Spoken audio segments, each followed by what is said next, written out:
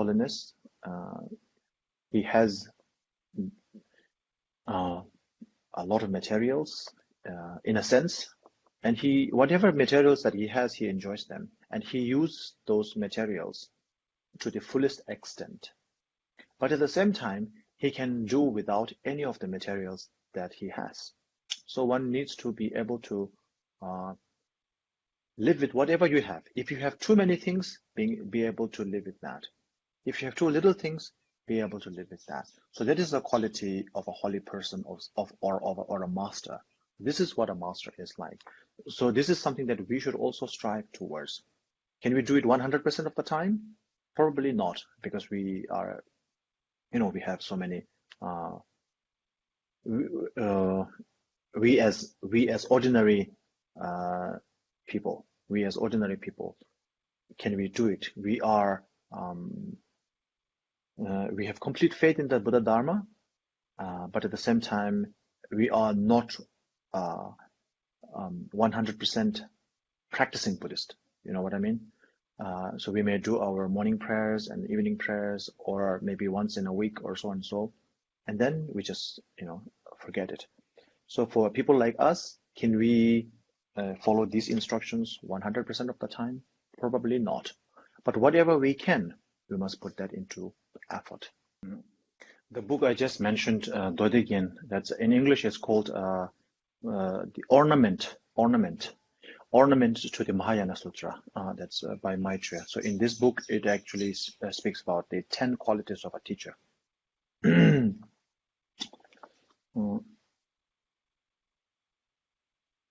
Okay.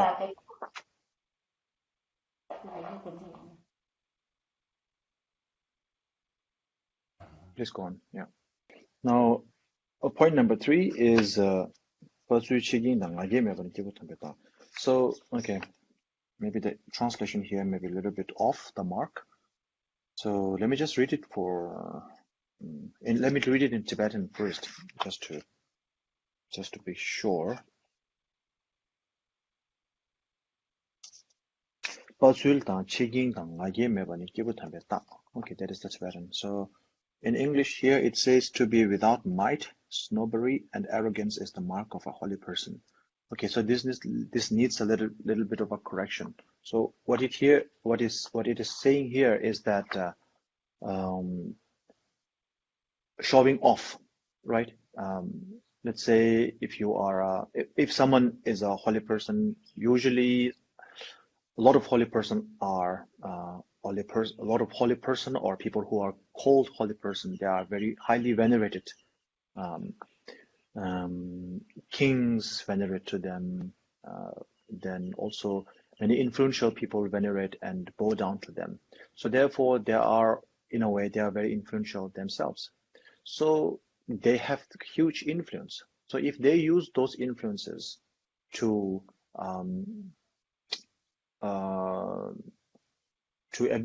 abuse people, either by might. If you have so many followers, this has been repeated in history many times. Sometimes by I think by all religious groups, unfortunately even Buddhist groups. So some teachers have huge followers, and then they use this to intimidate others. So yeah. So anyway, I'm not going to go into this much. You see the news all the time.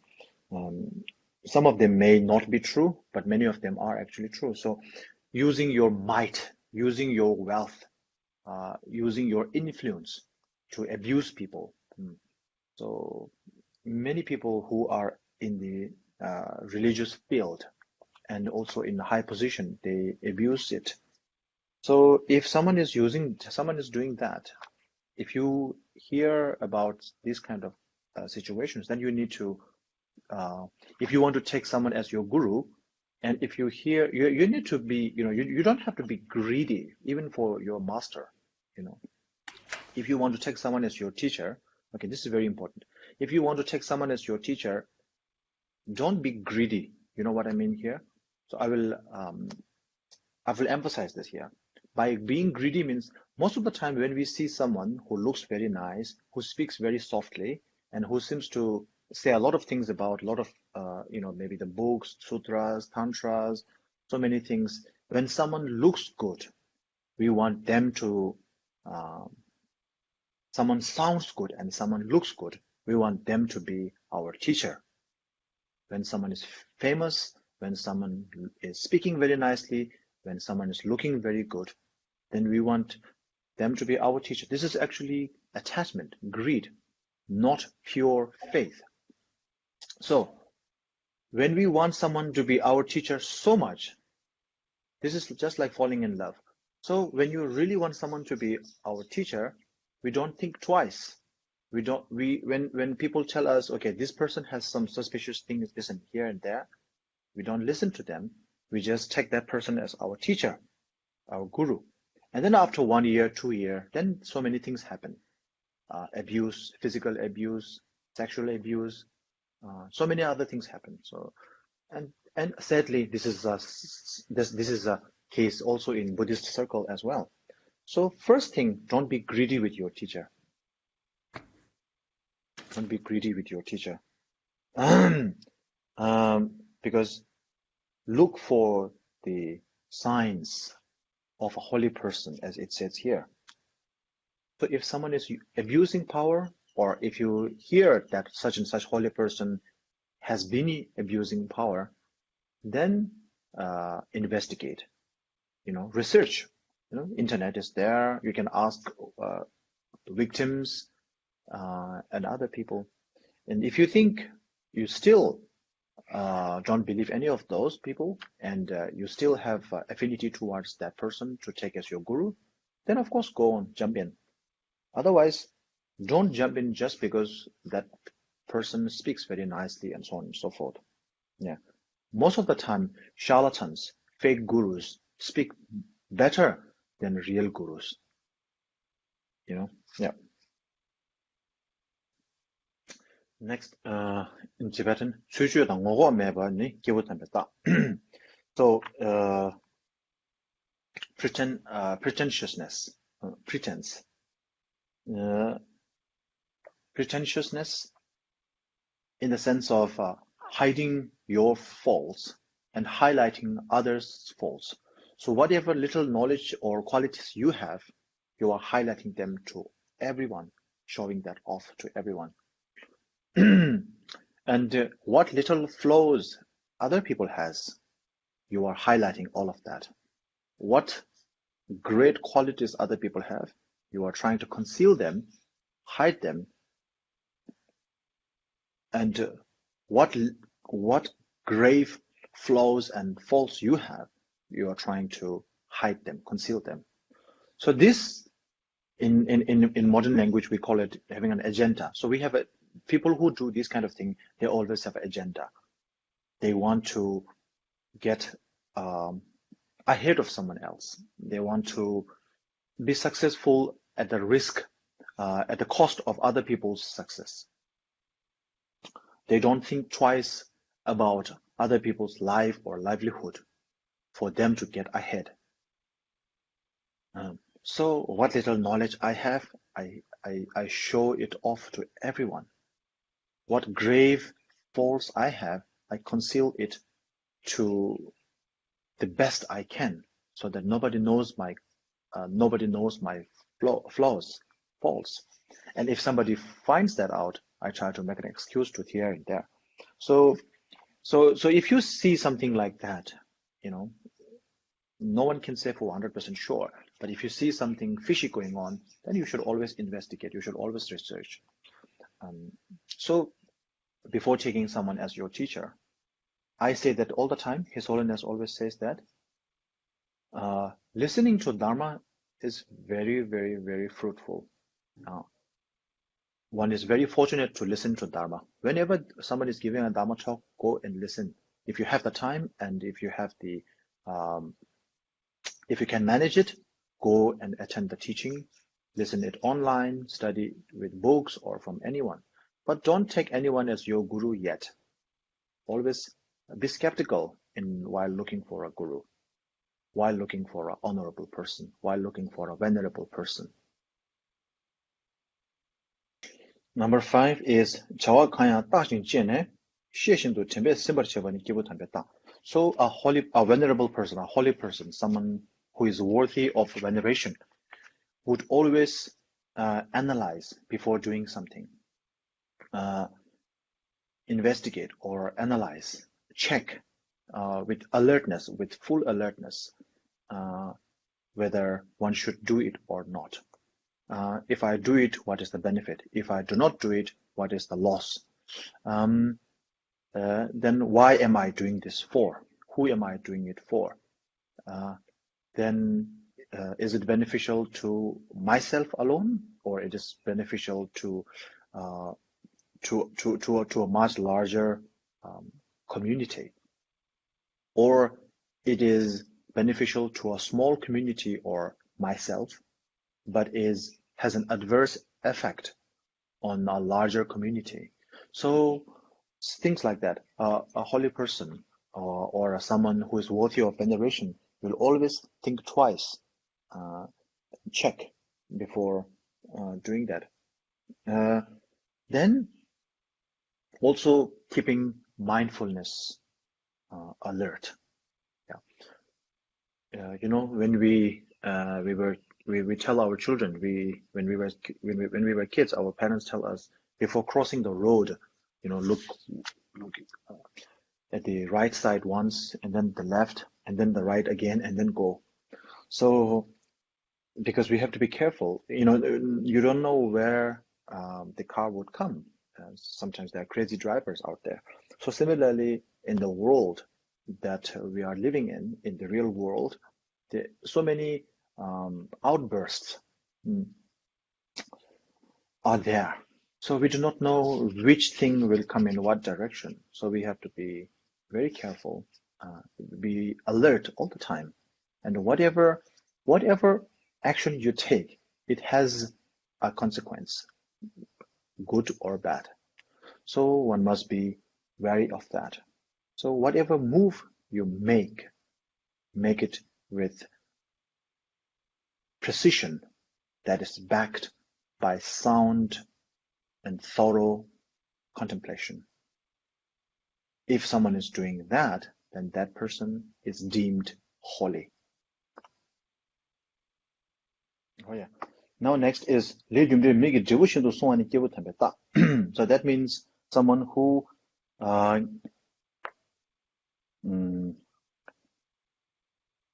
who has the highest regard for law of causality. Someone, you might say, someone who fears the law of causality. In English, there's a term called God-fearing person, God-fearing man, God-fearing. That means someone who is actually, so that means a good person. It's an old English saying, a God-fearing man, because God is God is looking down at us, and if you are following the commandments of the God, then God is happy. If you are not following the commandments, then God is unhappy, and you will have to bear consequences. So someone who is God-fearing actually fears the consequences that will be meted out by God, and so they abide by that rule or commandment of the God. So it's quite similar in that sense. But the difference here is that in Buddhism, we do not talk about a creator God. So there is no individual God outside up there who is deciding whimsically everything that is going to happen to us according to Buddhism. So but law of causality is true and real. If you hit somebody, then pretty sure that person or someone close to that person will hit you back, or you will have to bear the consequences of being arrested and so on and so forth. So as we always say, if you sow a seed of orange, if you plant an orange seed, you will not get an apple. So the same goes with if you plant an apple seed, you will not get an orange. So whatever seed you sow, that you will reap the same benefit or consequence depending on what you have sown. So that theme or that idea is known as law of causality, karma. So if someone who believes vehemently in the works of karma, So in Tibetan we say mig devotion, which means guarding one's karma, being cautious of one's karma, just as one would guard one's eyeballs. So if somebody tries to even not hit you, but if somebody tries to wave in front of your eyes, like very closely, then you will immediately close your eyes. You will try to protect. That's a reaction. That's a the word is reflex. It is a body. We have developed that reflex. If somebody tries to get too close to your eyes will automatically close in order to secure, save your eyeballs. So similarly, if you are either through influence from other people or from your own negative influence of your negative mindset, attachment, greed, anger, hatred, whatever, if you are going to um, commit any actions that would have negative consequences for you, according to the law of karma. In other words, if you are cautious about following the laws of karma, then that person can be deemed as a holy person, a person worthy of our veneration. Number 7 is dombadan tamsila ngogo mebani kebutabeta. So there is no pretentiousness in regards to one's samaya and one's vows. So if you are a monk, ordained person, then you have monastic vows. Even if you are not, there are actually 3 types of vows, right? Pratimoksha vow, which brings you self-liberation, nirvana. And then there is the vows of the bodhisattva vows. That is to commit to the service of all sentient beings until enlightenment. And then there is the tantric vows, which is I will recite the mantra of this deity for that number of time each and every day, or take this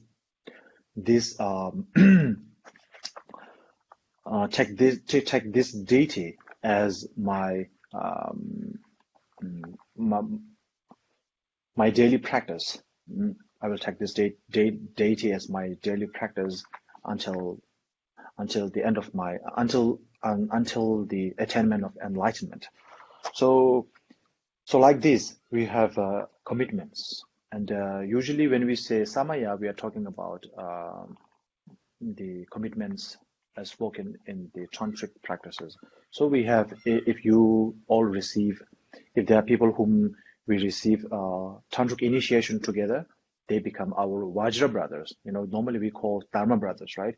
So if you receive teaching together, if you are sitting in the same room or same sort of canopy, in the same gathering, same site, and receive a teaching from one teacher, then all the people become Dharma brothers and sisters. And if you receive in the same sort of site and in the same sort of setting, if you receive Vajrayana teachings, particularly initiations, then you become Vajra brothers and sisters. So like that, when you become Vajra brothers and sisters, actually your bond is stronger than what we normally regard as familial bonds, like family. Because family is only in this lifetime, right? I mean, if you follow the Buddhist logic of law of causality and law of rebirth, reincarnation, rebirth, then people who become who are born as your children may have been your worst enemy in your previous life, or actually from this lifetime. Sometimes because of the karma has a lot of twists. Someone who you harm someone whom you harm all the time in your life, someone you abuse, they tend to be born as your children. Not always, but may or may not be your children. I mean, those who are born as your children or your brothers and your sisters may be your enemy, your worst enemy in your previous life. And maybe that is one of the reasons why brothers and sisters can be so annoying at times. There's a tendency there. Anyway, the point here is that nothing is certain in samsara. Mhm. If you believe in law of causality, if you believe in law of rebirth, then you have to know that nothing is certain. So people who, okay, so therefore, someone who does not hide uh, the uh, the someone who does not conceal the flaws of their samayas or vows, that person should be venerated. That person, yeah. Okay. Then simjian niring sandro mebani kibutameta. So this is in reference to, this is similar to, the four immeasurables, right? Immeasurable love, immeasurable joy, um, immeasurable immeasurable love, immeasurable joy, immeasurable compassion, and immeasurable equanimity. And equanimity. So there is no distinction between someone close to you and someone distant towards you in regards to helping them. Um, so normal person, ordinary person, we have people we like, we have people we do not like, right? And then when we have the opportunity to harm people we do not like, we will not refrain. We will not refrain from doing that. And if we have the opportunity to help people whom we like, we will always do that uh, at the sake of actually um, neglecting other people's. If other people's are being put in harm's way, we do not think twice because we will do anything. Like we will do anything for our parents, we will do anything for our children, we will do anything for our loved ones. Anything means anything, right? So in this regard, that is what ordinary people would do. But for a holy person, a person worthy of our veneration, a venerable one, uh, will have no distinction between. Of course, everyone has someone who is close and someone who is distant, right? Um, even for venerables, but they do not uh, discriminate people in the sense of, okay, this person I know very well, so I'm going to do favor for him. Okay, that person I do not know much, so I'm not going to do anything for him. So there is no, does not make that kind of discrimination.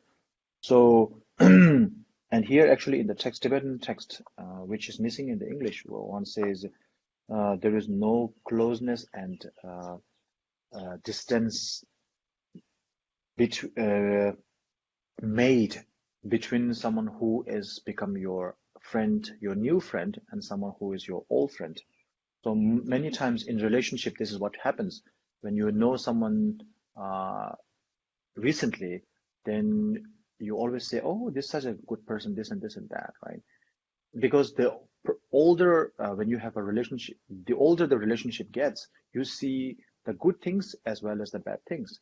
Because relationship starts with seeing good things between each other, whether it's a friendship relationship or other forms of relationship, whatever relationship it is, relationships are formed by seeing the goodness in each other. But as you get along, you will also see the bad thing as well, because bad things are usually hidden, concealed by people. So when you start seeing the bad things, then you think, okay, that person doesn't seem to be what I thought he or she uh, was when I first met them. People change. Actually, people don't change. People show their true color or who they really are as as time moves on. People have remained the same, but they conceal it. And when you are forming the relationship in the beginning, they hide all the things that you do not want to see. So anyway, I do not want, okay. So uh, in the normal situation, we are close to people whom we have known recently because we only see the good things. And people we have known for a long time, some very old friends are exception because they have seen all the bad things and the good stuff and the bad stuff. So, that's an exception. But other than that, many of our old friends are neglected. Our old relationships are neglected. And the new ones are always cherished. So for a holy person, there is no such thing. Okay. So we have 3 more to go, but they're quite simple. So we'll go over it quite quickly. Now, after that, you can ask questions. So just keep your questions ready. Now, number 9 is so not reacting angrily to other people's harms inflicted upon you by others. Not reacting angrily to harms inflicted you upon others. So this is actually from a bodhisattva's practice. This one, number 9 and 10 actually are bodhisattva practices. Number 10 also says, let's cover number 10 as well. Number 10 says, give the victory to others and take the defeat upon myself. Give the victory, all the good things to others, and take all the bad things upon myself. So this is what we call in bodhisattva practice, bodhisattva practices. There is something called giving and taking and giving. Give all the good things, take all the bad things. So can we do it physically? Probably not. But in order to be able to do so physically, first we have to be able to do that mentally. We train ourselves to be able to do that. And then when time comes, we can actually give and take. Give the good things and take the bad things.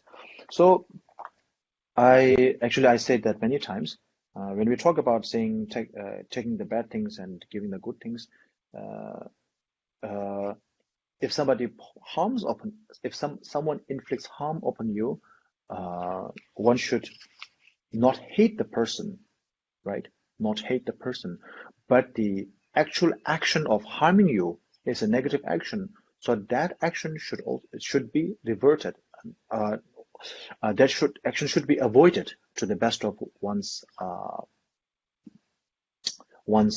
capability, one's ability. So if someone is trying to harm you, if someone is trying to kill you, you have to run for your life, not just because your life is important, but because if that person kills you, that person is actually committing a negative karma of like taking someone's life. So in this regard, there's a saying in English, hate the crime, not the criminal. So so this is the same sort of thought process here. So a holy person, a person worthy of veneration, would not retort angrily to someone speaking badly about you or someone inflicting harm upon you. There's a beautiful line by Mahatma Gandhi. If you have heard of Mahatma Gandhi, the father of the nation known as India, the modern India. So he says, an eye for an eye. So there's a saying in English, an eye for an eye, right? If you hit me, I'm going to hit you back. So there's a saying in English, an eye for an eye. So Mahatma Gandhi said, an eye for an eye will make the whole world blind. So, these are some things that we should introspect.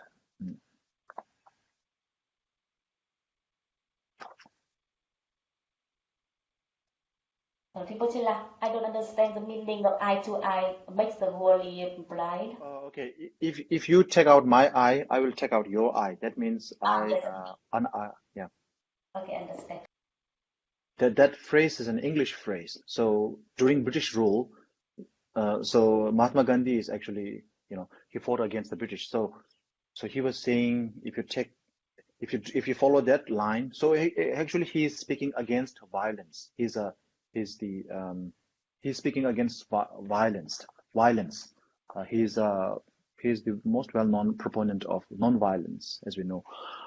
So yeah, that's what he was saying. If you take in English, there's a saying, an eye for an eye, or a tit for a tat. So Mahatma Gandhi is saying, if you follow that line, then the whole world will become the whole world will be destroyed by themselves. Then number 11. Samchu Kanglan Jigden Bashan the Mitun Bani Kibu Tambeta. Then Kibu Tambeta Jushis. So either in thought or in conducts. So all the conducts, all the activities, all the actions, all the physical actions are actually backed by sound, a mindset, an actual thought, right? So if the person's, one can pretty much tell from the person's actions what the person is thinking. Maybe not 100%, but you can pretty much say after you. That is why it is important to get along, be with the person, someone whom you want to become your teacher, be with him or her for a certain amount of time. And when you are familiar with that person, then you can see the true color, right? So even though you may not see 100% of that person's thought, but you will know how that person reacts with each situation. So someone whose action and thoughts are uniquely different and elevated to that of the ordinary people. An example would be the 10 signs that we just covered. So all the 10 of those, for example, like not showing off, not being too proud. So these are the qualities that is showcased by a venerable person. So if someone has any of those qualities, then that person is worthy of veneration. And so today's session concludes with the saying that if someone has the opposite of those qualities, then they are the opposite of holy person, otherwise unholy person. Instead of being humble, if someone is being too proud and showing off, then that person is not a holy person, they're an unholy person. If someone is, instead of refraining from using one's power, authority, money to abuse people, if someone is actually engaging, using one's influence, one's authority to abuse people, then that person is not a holy person, that is an unholy person. This concludes today's session. Oh yeah. Now questions, please. Okay, Rinpoche, I have one question so far. I'll read the question. Prostrate to Rinpoche, in regards to siblings or children or even our own parents who are our past lives deceased, what can we do to reduce the effect in this life? Thank you, Rinpoche. Oh yeah. So there's one of the great disciples of Buddha Shakyamuni, the great Mahakashapa. So he once wrote. There was a quote from his writing which says. So I will read it out in Tibetan first. Pasha sashin malacho lengen jawo pangdole koyechola gemotros. So eating the flesh of your father, eating the flesh of one's father, and scolding one's mother, at the same time caressing your worst enemy in your hand, in your palms, and this so-called marvelous thing known as samsara, it is nothing but a laughing stock. So what happens? The story, maybe you have heard of this story before. So there was a guy who has a worst enemy in a neighbor or some other place there. So they are worst enemy, and then they have a fight, and he killed that person. So his worst enemy, he murdered him. And later his parents also died. So what happened was his worst enemy was born as his child, his son. And there's his son, so he's taking very good care of his son. And at the same time, his mother was born as a fish. And he was actually enjoying the fish the fish dish, the seafood dish. So he was eating his mother's flesh, in a sense. Sorry. The father was born as a fish, pasha sashin, right? So the father was born as a fish, so he was eating the father's flesh. And the mother was born as a dog, a common mongrel, a stray dog. So the dog is it's a stray dog. So the dog is coming into his house, and he was very angry, furious with the dog, and he was beating the dog. But that was actually his mother. So eating your father's flesh and beating your mother while caressing your worst enemy in your hand, this thing called samsara is such a laughing matter. So that is what Mahakashyapa said. So what we have to understand here is this: in a family we have so many problems, right? So many problems. Our children always, we love our children to death, but at the same time they always make so many problems, and it's so difficult. The same goes with our parents. Our parents also, we love them to death, but at the same time they make so many problems. They become problematic for us. So in this sense, we have to understand that they are people whom nothing is first thing. Nothing is certain in samsara. So therefore, your loved ones actually making your life more problematic is due to your own karma. Your children may be rebirth of your enemies. So as your enemy, you have not good relationship. You want to kill each other, you want to take each other's life, take each other's property, and so on and so forth. Now, because of the twist of karma, twist, T-R-Y-S-T, twist. Because of twist of karma, your enemy is born as your cousin, your nephew, your sister, your brother. So as family, we grow up, we always fight, we always quarrel. So these things always happen. So in the light of all this micro theater, in these small things, you have to understand all this thing is a play of samsara. All this thing is a play of karma. All this thing is a play of mara, or ignorance of reality. So in this regard, okay, this understanding is very important. After that understanding, okay, we engage. If you are a Buddhist, to have this understanding, you don't have to be a Buddhist. This is whether you believe it or you don't believe it, this is the reality. Law of causality is real. If you are Christian, if you are Hindu, if you are Muslim, law of causality comes. There is no escape from law of causality. Okay, now as a Buddhist, you can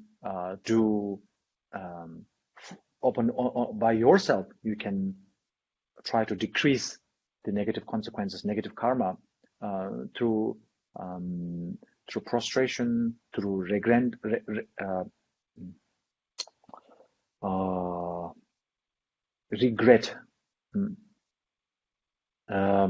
confession, and also by offering mandala.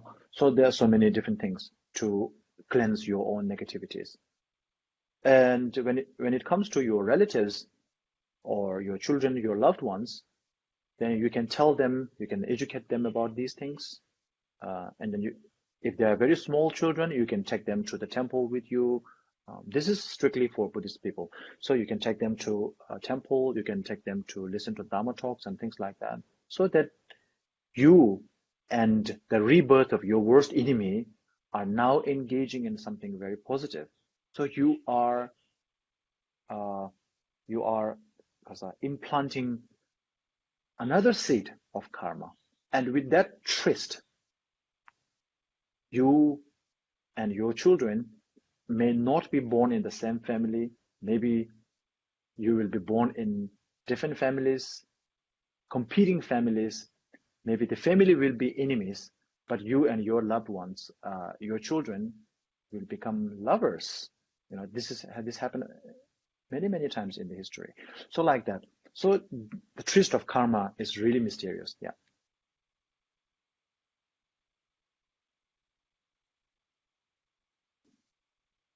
All right. So I will go with the I will go with the question on Facebook, and if you still don't get it back, get her back, then we will stop here for today. So the question on Facebook is, Rinpoche, can you please tell me how to practice meditation for beginner from Kondo? Okay. So there is a thing called 7-point of sitting, 7-point posture. First, you have to get that right. Maybe you can just Google it. Otherwise, just sit in any comfortable position, not too comfortable that you get lazy, you become lazy and doze off. Then by sitting in that comfortable position, you can sit cross-legged or maybe sit on a chair, whatever you like. And sometimes some people do meditation by sleeping. That is also okay. But if it makes you fall into sleep, unless that is your goal, then that is not appropriate. Normally, when we say meditation, we are talking about practicing the Dharma. So the first thing we have to do is sit in a comfortable position. After that, in order to collect your mind from the without to the within, from the outside world to the inside world, focus on your breath. So breath in slowly. So to the count of 3 to 6 to 9, depending on how much you can breathe in. But don't utter the word 1, 2, 3. Don't do it with your finger or anything. Just utter the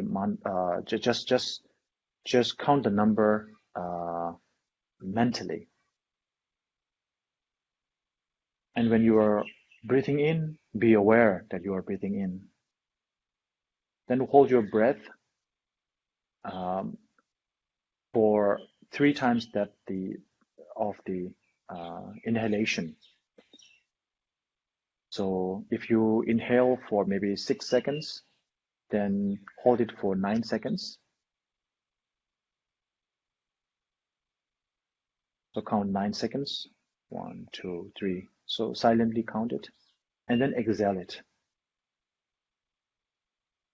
So you do this inhalation and exhalation, focusing on the breath for 3 times, 6 times, until your mind is no longer proactively venturing out. When you can do that, then pick a what we call Mikden, means focal point, a point of focus, a focal point. It can be an image of a Buddha, it can be your teacher's image, anything. Even it can be your loved ones, but if it generates more attachment, not good. If it generates more anger, not good. So something that you can be detached with. Maybe the image of Buddha Shakyamuni. Don't get it too complicated, like like Avalokiteshvara, 1,000 armed Avalokiteshvara. It's too complicated. So in the beginning, pick up image of Buddha Shakyamuni, very simple, a very simple monk, or just pick up a simple monk image. If you're not a Buddhist, you can do it with a candle and things like that. A sun, very simple things. A flower, very simple. So do it, start small. Now, if you're doing it with Buddha Shakyamuni, you visualize the Buddha Shakyamuni at your prostration's length, which is maybe 2 meters. So if you are to prostrate, that statue, that Buddha Shakyamuni, you can reach the extent, the edge of your hand can actually touch the Buddha's feet. So that should be the length. So at that length, imagine the Buddha Shakyamuni, and also at the height of your temple, height of your forehead. And the Buddha has a little bit of weightness there. It is a little bit heavy. And the Buddha is also illuminating. So don't think of the Buddha as a stone Buddha don't objectify the Buddha. This is a living Buddha. So with that living Buddha, who is illuminating, as well as has a weight of heaviness. So the weight of heaviness actually, so there are two sort of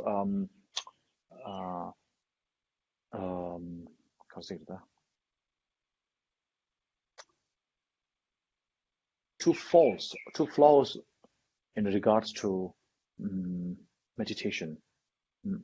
One thing is the reason we do meditation is, of course, to avoid two things. One is laxity. The other is excitement. Excitement and laxity. Excitement means going too much out there. Laxity means going too lethargic, going too much in there.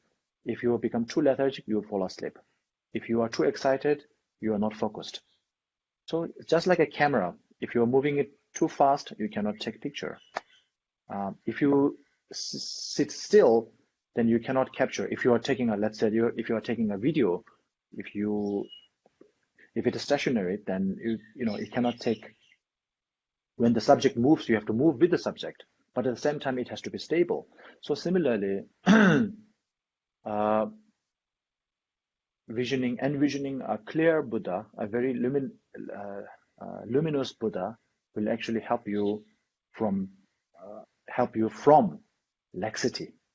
So when the Buddha is so bright, that brightness actually helps you from becoming too lethargic. With the weight of the Buddha, the heaviness will actually help you from excitement, from the mind wandering out, because you have to maintain the weight at any given moment. So your mind is always focused. So begin with the face of the Buddha. Okay, Buddha's eyes are like that, ears are like that. As little feature, as minimum feature as you can. Do it only for 20 seconds to 1 minute. 20 seconds to 40 seconds in the beginning, maybe 1 minute. Maybe, I don't recommend 1 minute. Begin with 20 seconds. Focus on that for 20 seconds. Then do it again. Then do it again. It's just like the workout routine. So the repetition. So you do it again. You do it again. When you are working out with your dumbbells, you don't just hold it up for 1 hour or 2 hours, right? You lower it down, then you pull it up, you lower it, you pull it up, you lower it, you pull it up. That's how you gain strength. Similarly, the same with meditation. You meditate for 20 seconds, then let it go. 20 seconds, let it go. So that 20 seconds will be pure meditation, pure concentration. And gradually you can lengthen it. That I don't have to tell you. When you are prepared, when you are equipped, you can do it yourself.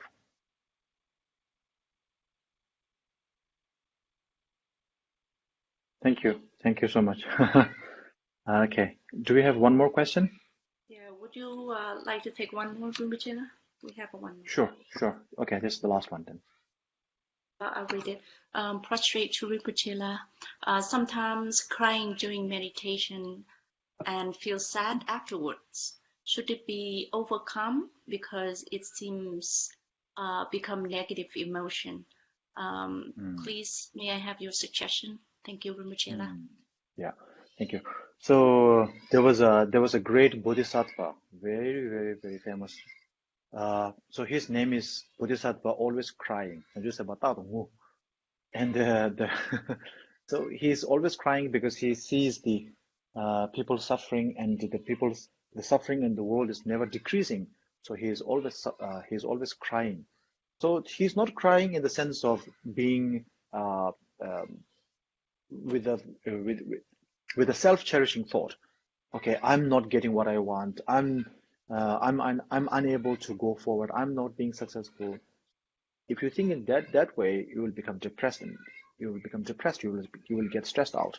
But for bodhisattvas, many bodhisattvas are there who do that kind of thing. This one is very famous.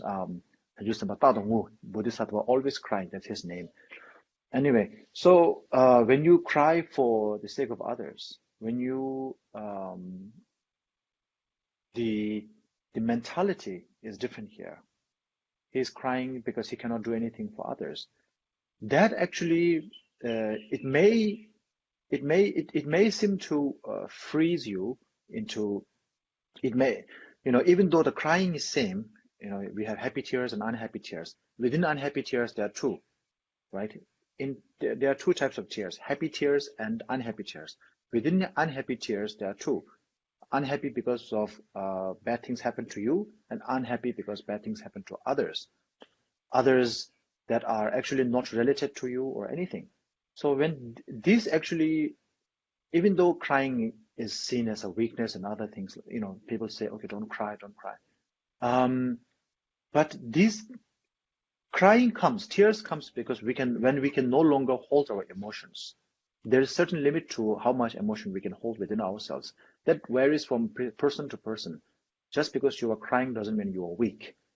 Now, especially even if you are crying for yourself or your loved ones, that is also okay. That is not a bad thing at all.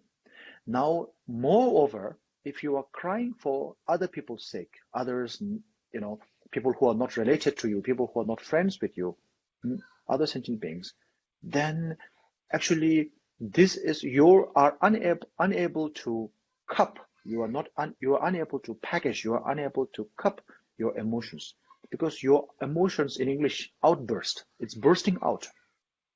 You have so much empathy for others' well-being. So that is one thing.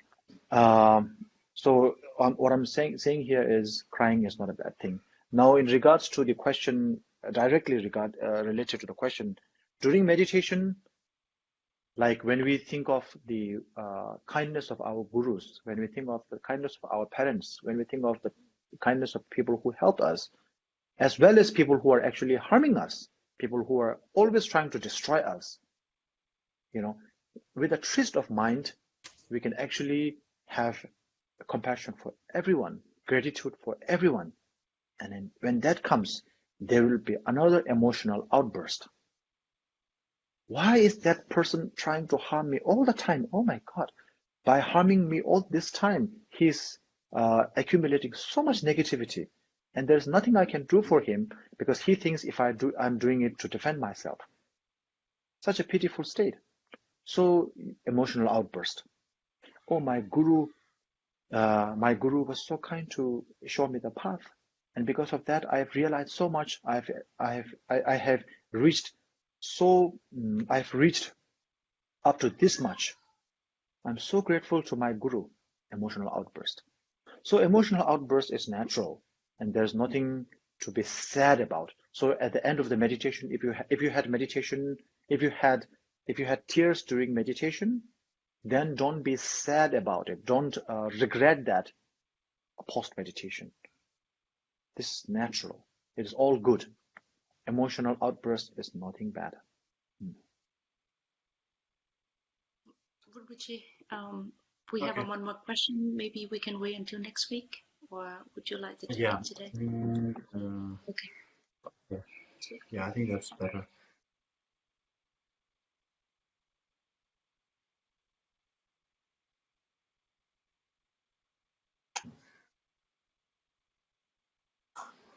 Okay. Yeah, next week better. Okay. Thank you, Rinpoche. Yeah.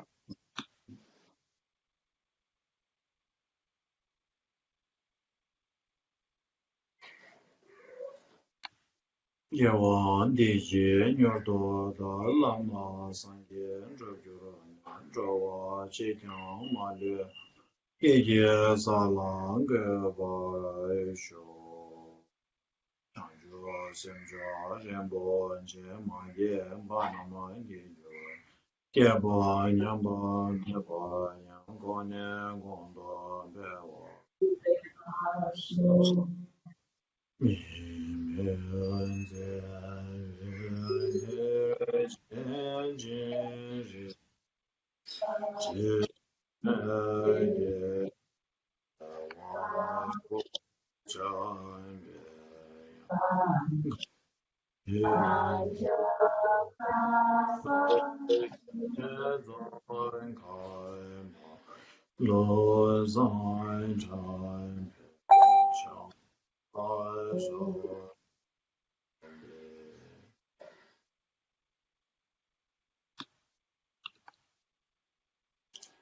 Xin phải niệm Phổ niệm phải Ba La Xin Na Phá Đồ Yốt Cô La Gia Chú Phải Lô Sáng Chô Chí Gia Số Chô Đun Tù Rê Thế Đô Rê Ra Phá Sô Á Nì Phổ Bằng Tổng Đính Kiên Cường Chỉ giữ Pháp chân thực Ngài tinh thông toàn bộ kinh và mật dùng thánh tâm để truyền bá đại dương pháp cả khắp muôn phương nguyện cầu ngài trường thọ để dẫn dắt chúng sinh.